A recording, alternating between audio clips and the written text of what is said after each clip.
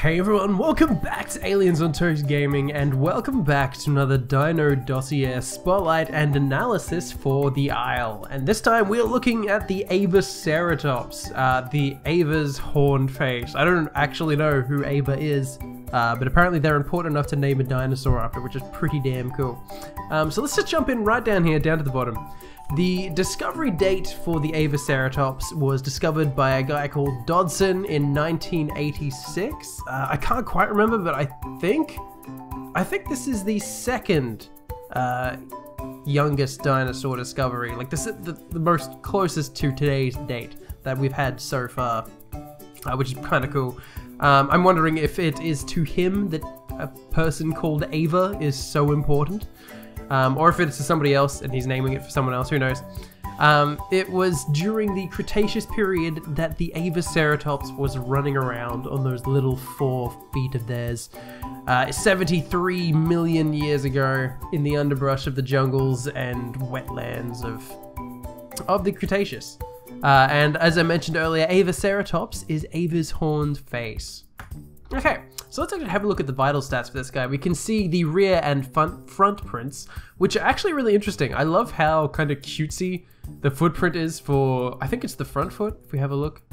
Oh no, it'd actually be the back foot, wouldn't it? Yeah, the back foot. It's got this really cutesy looking, like, paw print. It looks like a kid's drawing that, and it, you know, it hasn't been a kid. I'm guessing that an artist was paid to draw this model, this footprint and whatnot, but you know, the idea still stands. It's got such a cute rear footprint.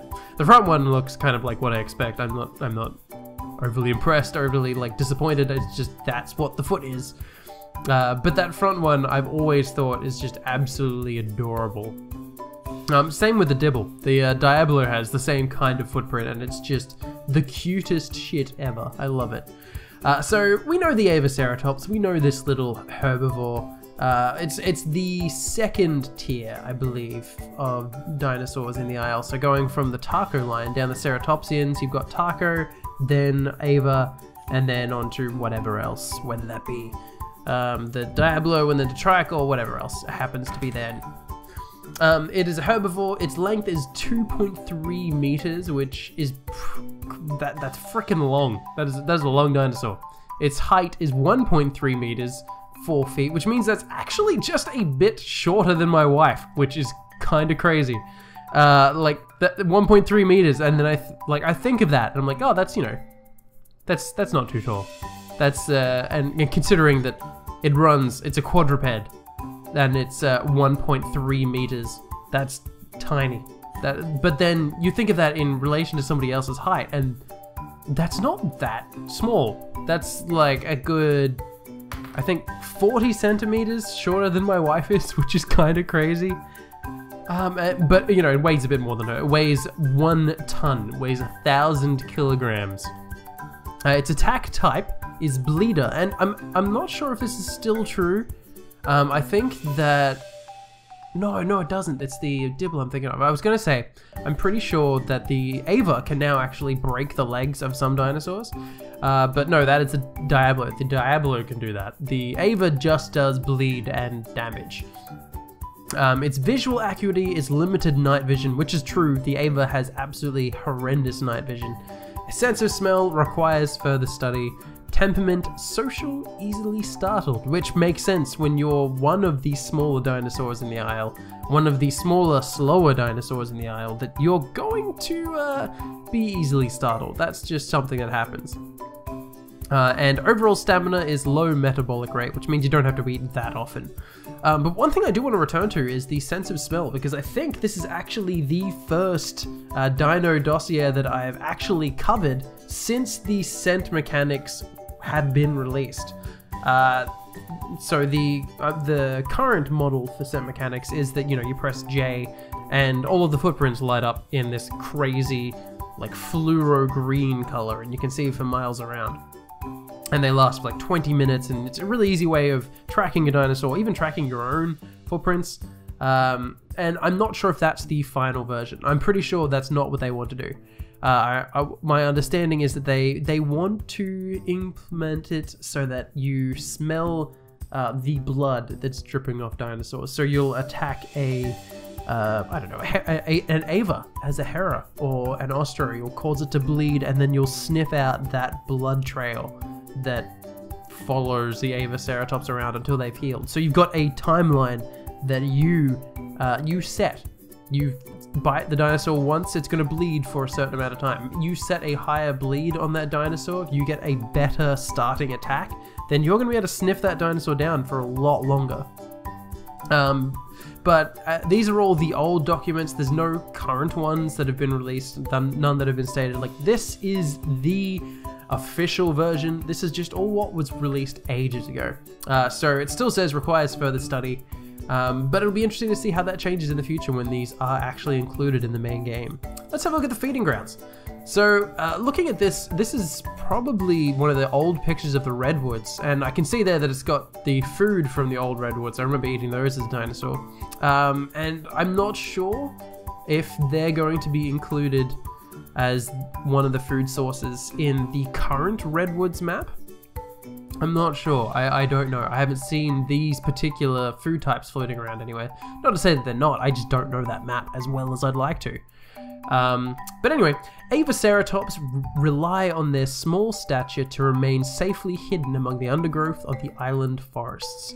Their preferred diet is the flowers that grow beneath the great redwoods. So I'm assuming that eventually what will be planned is that the islands themselves will have several different habitats that you kind of live on. You go from like plains to maybe a swamp. I know that they love swamps. Swamps are in everything. And redwoods. Redwoods is another one that they really want to include. So at the moment, with the Region 2 redwoods being only redwoods, that, you know, it's kind of an Ava's playground. It's where they live anyway. But I'm not sure if that's going to be the case in the future. In fact, I'm pretty sure that is going to change. But it's kind of cute to think that the Ava, this tiny ceratopsian dinosaur, is the most at home at the moment. Or at least so far, according to these dossiers. The combat notes for the Ava. A small, mostly unarmored herbivore that can still be as dangerous as an angry bull when cornered. Atop its skull are two downward-facing horns that they can plunge into attackers. Multiple hits can and will cause fatal damage to a human or small predator. Of course, this does little to repel the Isle's larger carnivores, and Avaceratops does not have the speed to outrun them either. For safety's sake, these little guys usually stay concealed within the depths of the forest. And the figure that we've got over here is an Avaceratops using its horns to deflect attacks by a Herrera. I don't think it's deflecting attacks there. It looks like it's actually inflicting. It's attacking the Hera. The Hera is getting the absolute snot beat out of it. Jesus. And that's, you know, what I've seen when Herreras go up against an Ava, is the Ava just absolutely floors it. And that's fine. I mean, that's kind of what you expect. The Hera is going to struggle taking on a larger dinosaur than itself.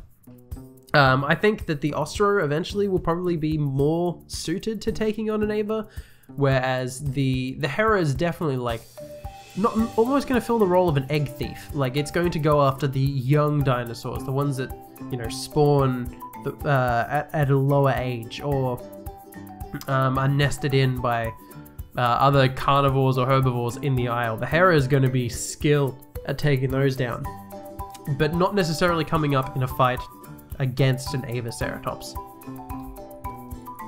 Let's have a look at the profile, and this is really interesting because it's showing us a size comparison between the Ava and the Triceratops, and I actually think that the Triceratops has been boosted up quite a bit more since this dossier was included.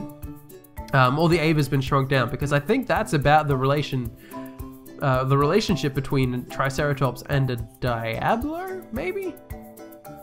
Maybe a little bit between those two. It's not that short. But yeah, anyway.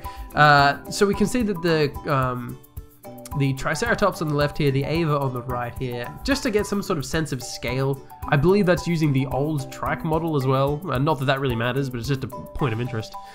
Here we can actually have a look at the Ava, and next to a human, see what size this monster really was. And you can see that this would do some serious damage Like, that is the size of a horse or a bull. That is freaking huge.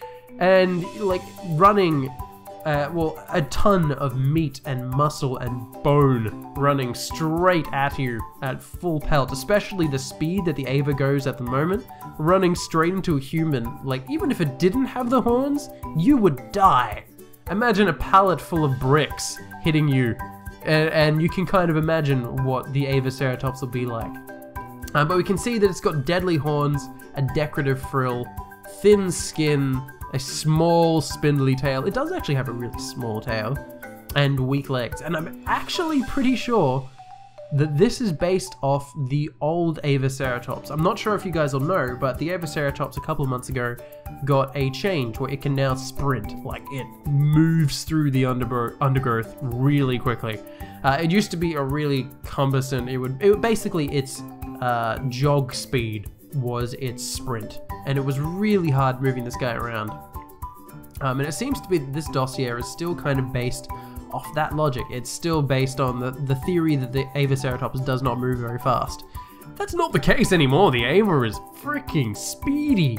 But, you know, that's fine. I'm actually preferring that because it means that the Ava is survivable. You're not just progressing through it because you're like, oh, I can't live as an Ava for more than 10 minutes, so I'm going to find progression plans as soon as possible. You know, you've got some actual survivability. You can outrun or at least outmaneuver some of the larger predators, especially if you're in really thick forests. So it doesn't necessarily have these weak legs anymore, or at least not as weak as they were originally. Still does have those downward facing horns and the decorative frill, of course, especially with that camo pattern that it does have at the moment with the new skins. So I'm excited about this little guy. It's going to be interesting to see how he works in the future. But for now, that is the Dino Dossier for the Avaceratops. Thank you very much for watching, and I will see you guys in the next episode of the Isle's Dino Dossier's Spotlight and Analysis. But for now, thank you very much for watching, and bye-bye!